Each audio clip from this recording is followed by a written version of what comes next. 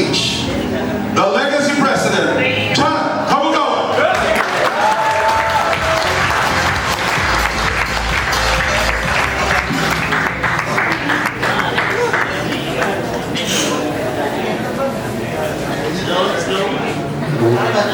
Grabe.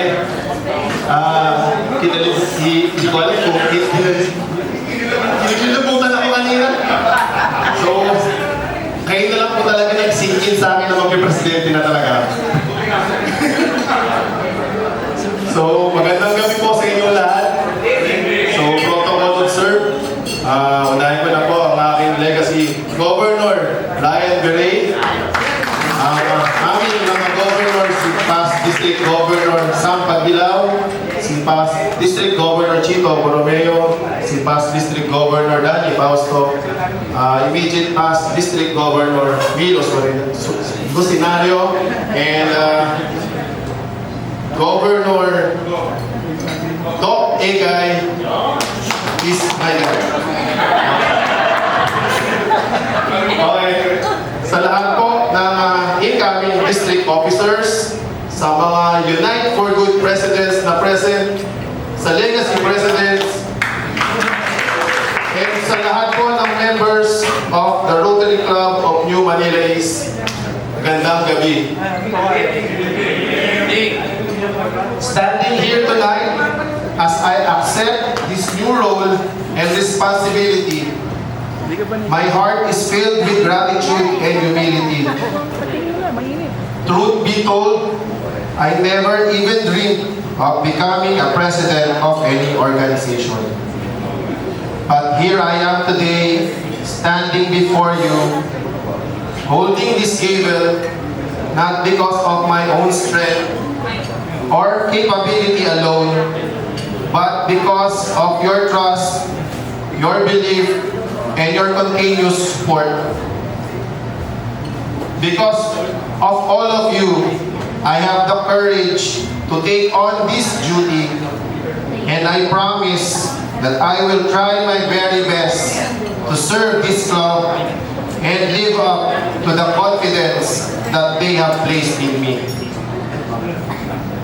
First and foremost, I want to extend my deepest thanks to my best friend in Rotary Club of New Manila East, wala lang dito, si Director Froilan Buendia. Thank you so much, brother, for opening the doors of Rotary to me. It was through him that I discovered this wonderful organization. And because of that introduction, my life changed for the better.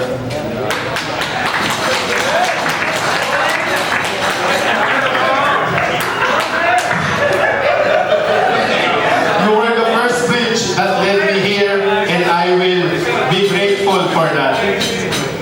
To past President Ian Mondragon, thank you for seeing potential in me when I was still finding my way.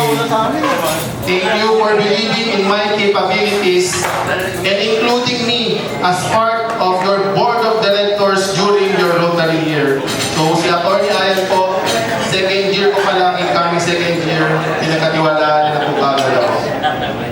The experience and lessons I gained by serving under your leadership became my solid foundation in understanding how our club works and how we can best serve our community. I also look back with fondness and appreciation to past President Claro Baarde.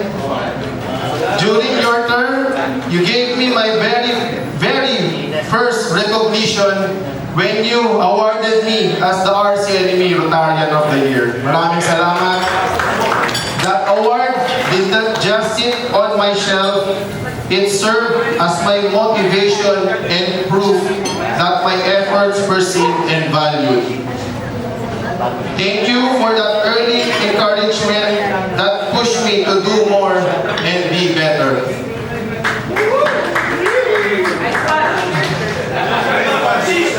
To past President Carlo Nice, thank you as well. During your leadership, you nominated me for being the best club admin.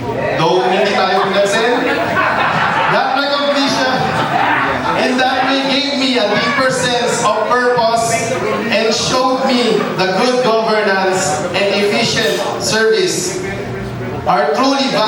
in our club. Thank you for acknowledging the work we put in behind the scene. To past President John Paul Montero, isang malinis. Yan. The bridge between the seasoned and the youth members of our club. Words cannot express how thankful I am to you. Thank you for trusting me enough to believe that I have what it takes to lead.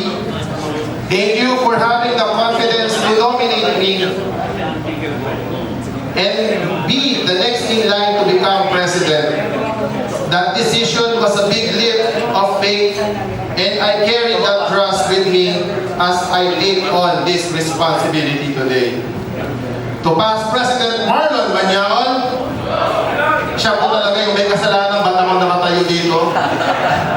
Dahil noong mga panahon po na nag-iisip pa akong tanggapin ng pagiging pagiging president nominee, binigay niyo na po agad yung number ko sa district team. Walang iya. Pero, yung pagbigay niya ng number ko na yon, doon naman ako na-contact ni Go Brian. Maraming salamat, past President Marlon. To past President Chris Ponce, past District Secretary Bong Cruz, and past District Governor Danny Fausto. Thank you for holding my hand throughout this journey.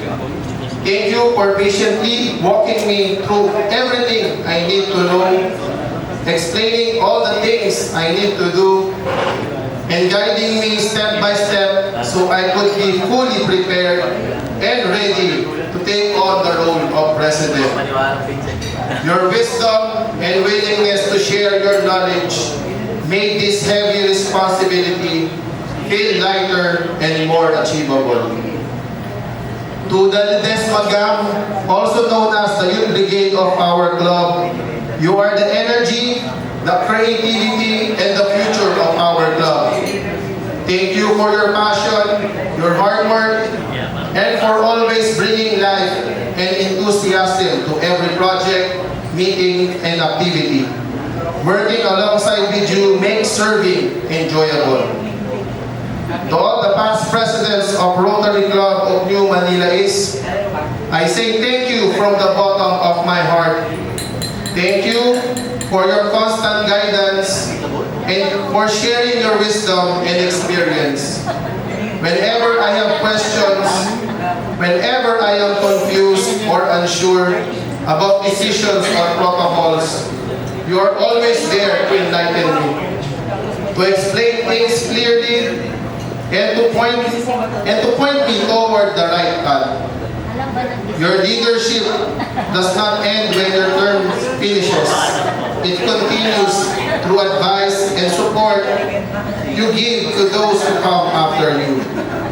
You are the pillars of this club, and we stand tall because you built it strong. To our current president, President Jumi Borlasa, thank you from the bottom of my heart. Aside from being our leader, you become one of my close friends. I will never forget how you looked after me and guided me during my first months in the club, making sure I felt welcome, comfortable, and part of the family. And most especially, thank you for being so understanding. Thank you for never pressuring me or forcing me to immediately accept the challenge of becoming your successor. You gave me space and time until I needed to decide, and that kindness meant so much. And to our legacy Governor Ryan Berday, I want to say a special shout out to you.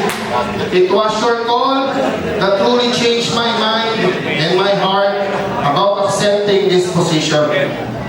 When I was still hesitant and unsure, your words of encouragement, your assurance that we can do this, and your constant support gave me the confidence I was lacking. You helped me realize that I am not alone in this, and because of that, I am standing here today ready to serve. serve. To all the members of the Rotary Club of New Manila East, thank you for taking in a boy who just wanted to play basketball and molding him into a leader ready to serve. Sometimes when I look at the mirror, I see a guy who was supposed to never make it here. But here I am. So now I am truly humbled and honored to stand before you as the 42nd President of the Rotary Club of New Manila East. With guidance and Governor Vire's leadership, with my club support and full cooperation, let us make Rotary 2026 to 2027 a year of continued service, stronger fellowship,